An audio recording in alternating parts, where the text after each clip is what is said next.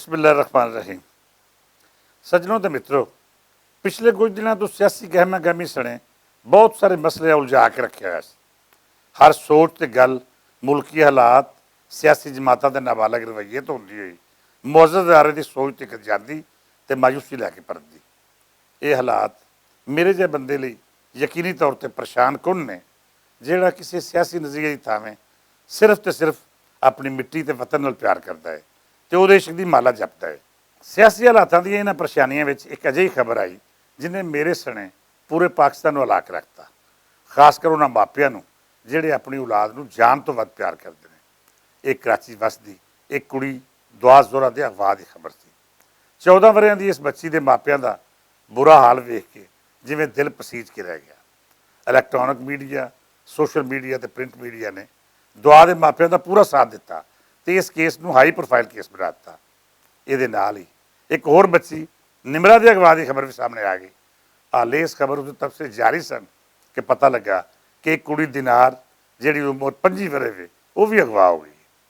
बच्चियां का इंज अगवा होना पूरे मुल्क लिए सनसी बन गया। एक पासे बच्चियां का अगवा सोशल मीडिया के टॉप ट्रेंड बन गया तो दूजे बन्ने नैशनल मीडिया भी कभी पुलिसां नूं कूसदा तो कभी ये तबसरा करता कि साडे इदारियां की सारी दिलचस्पी सियासत तक महदूद होकर रह गई है। इसलिए जुरैम पेशा गिरोह नूं खुली आज़ादी मिल गई है। सनसनी तो खौफ का सिलसिला जारी सी कि पहली खबर आ गई कि निमरा नां की बच्ची ने डेरा गाजी खान के एक मुंडे नाल विआह कर लिया है। नाल ही मियाँ बीवी दी वीडियोज़ भी वायरल हो गई जिन्हां विच दोवां नूं बड़ा ही खुश वेख्या जा सकता है। निमरा का यह बयान भी सामने आ गया कि मापे उहदी मर्जी तो बिना उहदा निकाह वधेरी उम्र के किसी बंदे नाल करना चाहते सन। इसलिए उन्हें नजीब शाहरुख नां के मुंडे नाल विआह कर लिया। निमरा यह भी आख्या कि उन्होंने अपने मापियां तो खतरा है, उन्होंने मापियां तो खतरा जिन्हें पाल पोस के वड्डा किया, लहू मुड़का एक करके हर ख्वाहिश पूरी की जो अपनी औकात तो वध के पढ़ा लिखा रहे सन, पर बच्ची नूं उन्होंने तो जान का खतरा है। हाले इस खबर की अजीयत नहीं सी मुकी कि दूजी बच्ची दिनार का निकाहनामा भी सामने आ गया। उस भी अपनी मर्जी का निकाह करके आख्या कि मैनू मापियां तो बचाया जाए। मैं तो जिमें हल के रह गया। ये किहो जिहियां धीआं ने जिहड़ियां मापियां तो डर रही ने, उन्हां मापियां तो जिन्हां इन्हां दे जमदियां ही अपनी जात की नफी करके अपनी हयाती दी सारिया खुशियां इन्हां दियां निक्कियां निक्कियां आसां पूरियां करने ते कुर्बान कर दित्तियां। पर इन्हां बच्चियां नूं हुण मापियां कोलों डर लग रहा है कि जिवें वो इन्हां दे सब तो वड्डे दुश्मन ने। हाले मैं इन्हां दे चेहरे ही वेख रहा सा कि न्यूज़ चैनल उत्ते दुआ जोरा का निकाहनामा भी आ गया।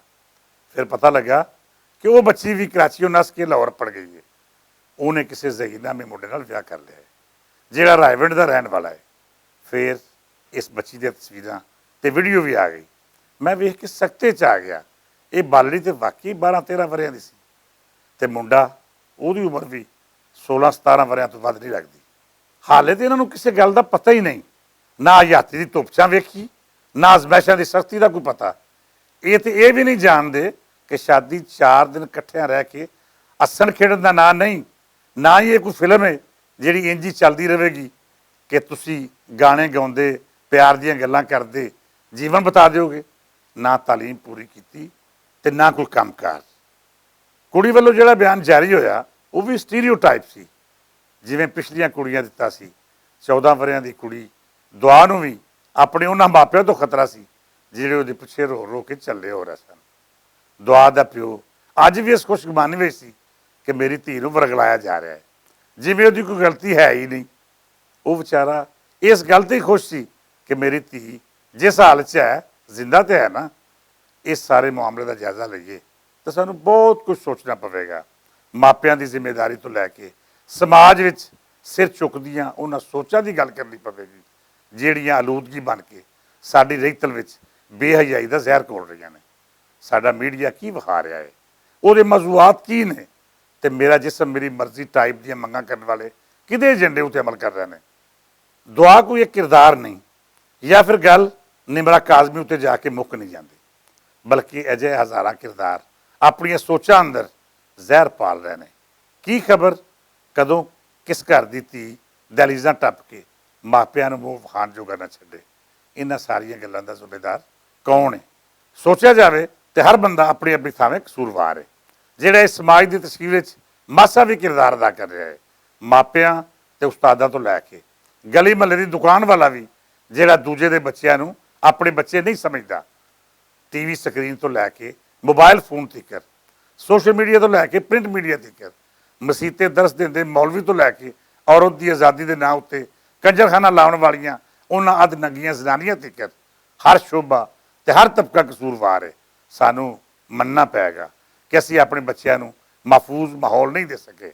ਸਾਡੀਆਂ ਆਉਣ ਵਾਲੀਆਂ ਨਸਲਾਂ ਇਖਲਾਕੀ ਤੇ ਸਮਾਜੀ ਤੌਰ ਤੇ ਗੈਰ ਮਹਿਫੂਜ਼ ਮੁਆਸ਼ਰੇ ਵਿੱਚ ਜੀਣਗੀਆਂ, ਜਿਹਦੇ ਮੁਜਰਮ ਅਸੀਂ ਸਭ ਹਾਂ। ਸੱਜਣੋ, ਕਿਸੇ ਦੀ ਧੀ ਭੈਣ ਦੀ ਗਲਤੀ ਨੂੰ ਛੱਜ ਪਾ ਕੇ ਛੱਡਣਾ ਬਹੁਤ ਸੌਖਾ ਹੈ, ਪਰ ਇਹ ਫੱਟ ਆਪਣੇ ਸੀਨੇ ਉੱਤੇ ਸਹਿਣਾ ਬੜਾ ਹੀ ਔਖਾ ਕੰਮ ਹੈ। ਦੂਜੀ ਗੱਲ ਇਹ ਵੀ ਕਿ ਸਾਨੂੰ ਆਪਣੇ ਅਦਾਲਤੀ ਸਿਸਟਮ ਵੱਲ ਵੀ ਵੇਖਣਾ ਪਵੇਗਾ। ਜਿੰਨਾ ਗੰਦ ਇੱਥੇ ਵੀ ਸ਼ਾਇਦ ਹੀ ਕਿਸੇ ਹੋਰ ਮਹਿਕਮੇ 'ਚ ਹੋਵੇ। ਜਦ ਤੱਕ ਸਾਡਾ ਜੱਜ ਤੇ ਵਕੀਲ ਮੁਆਸ਼ਰੇ ਦੀ ਬਿਹਤਰੀ ਲਈ ਕਿਰਦਾਰ ਅਦਾ ਨਹੀਂ ਕਰੇਗਾ, ਜੁਰਮ ਦਿਨ ਬ ਦਿਨ ਵੱਧਦਾ ਰਹੇਗਾ।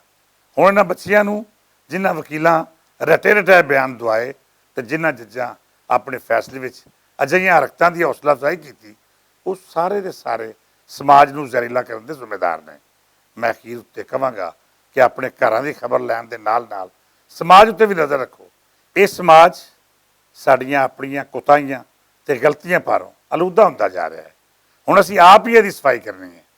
ਇਜਾਜ਼ਤ ਦਿਓ, ਰੱਬ ਰਾਖਾ।